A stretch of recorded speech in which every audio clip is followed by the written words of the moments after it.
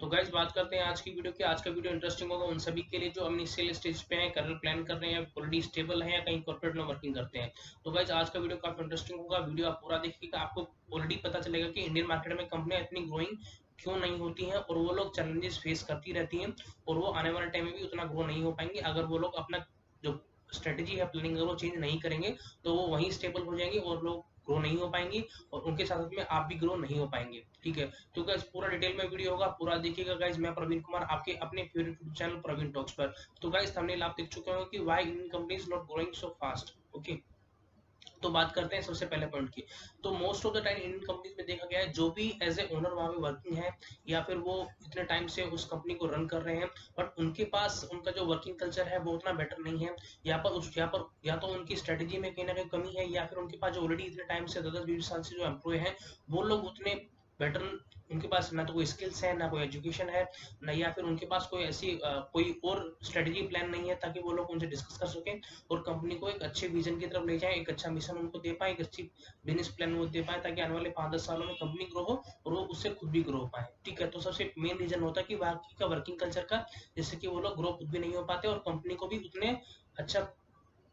Vision नहीं दिखा पाते हैं। ठीक है, सबसे पहला मेन पॉइंट आता है वो था वर्किंग कल्चर का। ठीक है, तो वह सबसे सेकंड जो पॉइंट आता है कि इंडियन मार्केट में देखा गया है कि हर कंपनी किसी भी एम्प्लॉय को कम से कम पे करना चाहती है, चाहे उनके और अदर एक्सपेंसेस वो लोग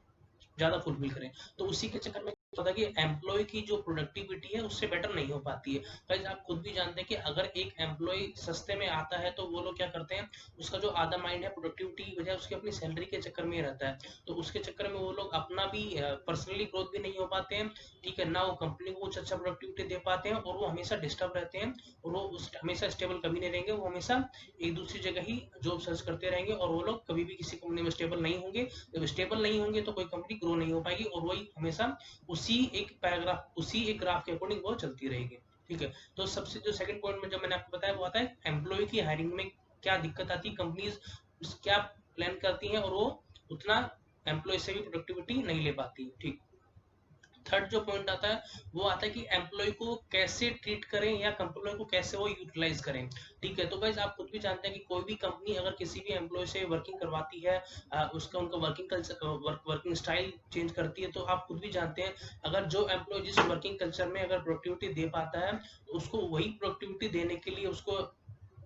कंपनी को एग्री रहना चाहिए कि उसके अकॉर्डिंग उसकी भी बात सुनी जाए कि वो लोग कैसे काम करना चाहते हैं और किस प्रोफेशन में आए हैं। कहीं आप खुद भी जानते हैं कि अगर कोई बंदा अगर नॉर्मली वे से काम करता हुआ आया है और सडनली उसके ऊपर पूरा प्रेशर दिया जाएगा कि वो उस सपोर्टिंग काम करे, तो उसको उतना टाइम लगेगा या फिर कंपनी को वैसा एम्प्लॉय हायर ही नहीं करना चाहिए था जिसके अकॉर्डिंग वो काम ना कर पाए। तो उसका एक रीजन ये होता है कि एम्प्लॉय को वो लोग प्रॉपर यूटिलाइज नहीं कर पाते हैं और जो एम्प्लॉय का जो विजन था, जो एम्प्लॉय जो कंपनी को एक अच्छा बेटर एक प्लेटफॉर्म दे सकता था, तो वो भी नहीं दे पाता क्योंकि वो उस कल्चर में काम करके नहीं आया है। तो एम्प्लॉय को कहीं ना कहीं वो सही तरीके से यूज नहीं कर पाते हैं। ठीक है, तो गाइस अगर ये सारी चीजें भी हो जाती है, कंपनी सब कुछ कर लेती है, कंपनी का वर्किंग कल्चर भी अगर अच्छा हो गया, ठीक है, एम्प्लॉय हायरिंग भी अच्छी होगी, एम्प्लॉय को कैसे वो यूज कर सकें, कैसे वो उनसे काम करवा सकें, कैसे उनकी प्रोडक्टिविटी डबल हो। ठीक है, उसके बाद गाइस बात आता है एप्रिसिएशन का। अगर आप जानते हैं कोई भी कंपनी अगर अच्छा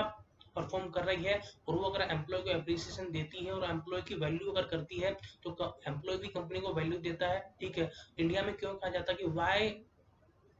you are not,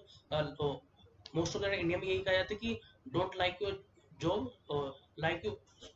most of the India में यही कहा जाता है कि आपको अपनी जॉब को प्रायोरिटी देने, कंपनी को प्रायोरिटी देने की बजाय आपको अपनी काम से ही प्रायोरिटी देनी चाहिए। तो इसमें इसका रीजन यही हुआ कि कंपनी अगर एम्प्लॉय के लिए नहीं सोच रही है तो एम्प्लॉय कंपनी के लिए क्यों सोचे। तो इसका भी एक रीजन यही होता है कि कंपनी की जो प्रोडक्टिविटी है वो नहीं बढ़ पाती और एम्प्लॉय हमेशा अपने काम के लिए, अपनी सैलरी के लिए और अपने उसके जॉब के लिए देखता है, वो कंपनी को कहीं ना कहीं ग्रो करने आया ही नहीं है और वो लोग उतना ग्रो नहीं हो पाते। ठीक है,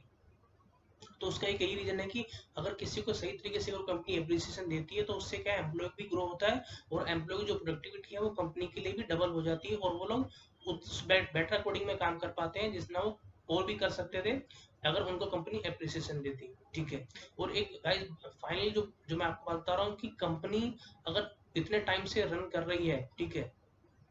तो अगर वो एम्प्लॉय हायर करती है तो उस एजुकेशन, देखिए ऑब्वियस सी बात है, कई कंपनी में देखा गया होगा कि कंपनियां ओवर क्वालिफाइड को नहीं रखती है, ठीक है, क्योंकि उनको लगता है कि हमारा पे स्केल उतना नहीं है, ठीक है, और कंपनी का जो एम्प्लॉय को हम अगर हायरिंग कर रहे हैं तो उस कैटेगरी में नहीं आता है, ठीक है। तो इसका भी एक रीजन यही है कि अगर एम्प्लॉय का पे स्केल कंपनी नहीं दे पाती है तो बट आप खुद भी जानते हैं, अगर एक अच्छा एम्प्लॉयर कंपनी हायर करती है तो उससे क्या है, जो और एम्प्लॉय है वो भी उससे लर्निंग फेज में रहते हैं, तो वो भी उनसे कुछ सीखते हैं और वो लोग एक अच्छे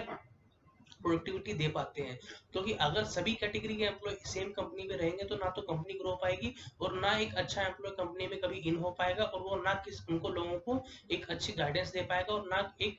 अच्छा वर्किंग कल्चर स्टेबल हो पाएगा, ना कंपनी की प्रोडक्टिविटी डबल हो पाएगी, ठीक है। तो यही एक रीजन है कि इंडियन कंपनीज में ग्रोइंग नहीं होने का, सबसे कुछ कुछ पॉइंट्स मैंने आपको बताए, तो यही सारे पॉइंट्स रहते हैं जिससे कि इंडियन कंपनी ग्रो नहीं हो पाती है। तो अगर आपको ऐसा कुछ सीखने को मिला है इस वीडियो से, और अगर आप अपने काम को अच्छा प्रोडक्टिविटी देना चाहते हैं, तो आपको अपना माइंड सेट करना होगा और आपको उस कल्चर में जाना होगा जहां आप अच्छे से काम कर सकें। लेकिन मैं मान आप भी जानते हैं कि देखो, कोई भी कल्चर आपको बेटर नहीं लगेगा, कहीं ना कहीं कोई ना कोई कमी होगी, ठीक है। तो बट उन्हीं को चैलेंजेस को फेस करते हुए आपको अपनी प्रोडक्टिविटी को कंटिन्यू रखना है, स्टेबल रहना है, तभी आप एक अच्छी कंपनी में काम कर सकते हैं। अगर आपको इस वीडियो से कुछ सीखने को मिला है, तो फ्यूचर में आप और भी इंटरेस्टिंग वीडियो देखना चाहते हैं बिजनेस रिलेटेड ट्रेंडिंग वीडियोस वगैरह में, तो आप हमारे चैनल के साथ में बने रह सकते हैं। इनको इस वीडियो को शेयर कर सकते हैं, हमारे चैनल को सब्सक्राइब कर सकते हैं। फिर मिलते हैं एक नई वीडियो के साथ में।